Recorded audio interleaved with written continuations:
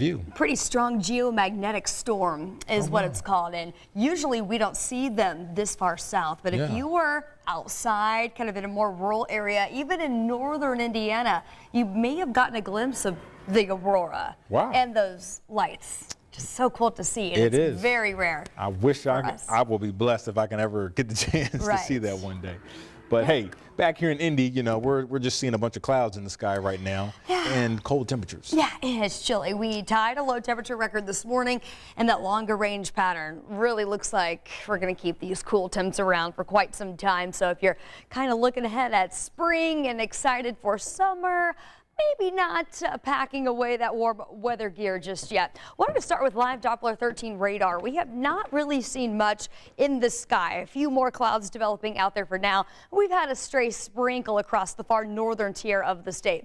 We are not going to see much until we get into the overnight tonight. We've got this weak boundary that's to our north that's going to slide a little farther to the south, and that will prompt a stray shower or two. Same deal into the day tomorrow. Not looking at a widespread washout or anything like that, but a little bit of light rain could impact your Tuesday plans. We're going to get into that in a bit. Wanted to take you live outside right now, showing you the clouds that have started to pop up and the temperature that's slowly starting to rise. Now, we are significantly warmer than where we started the day, but still 47 out there right now. That's pretty close to what our average low temperature this time of year is. We've got a dry forecast for your evening drive, a mix of sun and clouds as temperatures recover back into the upper 50s later on today. Sunset officially at 8:32 later on as we fall back into the 50s. Now, once again, during the overnight hours, we're looking at cool temperatures again. In fact, we can call this chilly. While it's not as cold as it was this morning,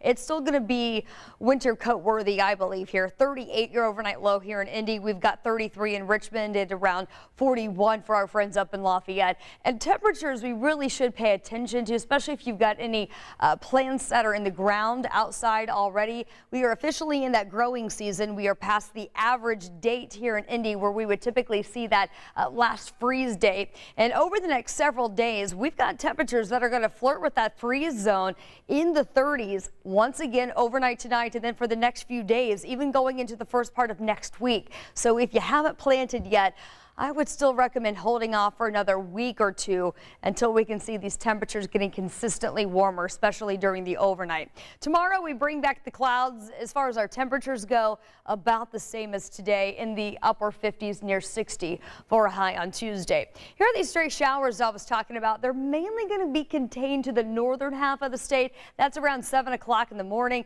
Same deal as we go into our Tuesday afternoon, a spotty shower, especially north, closer to where that boundary is. That's going to be a possibility. Then eventually, as we get into our Wednesday and beyond, we've got a couple of dry days. In fact, we're looking at a sunny day on Wednesday.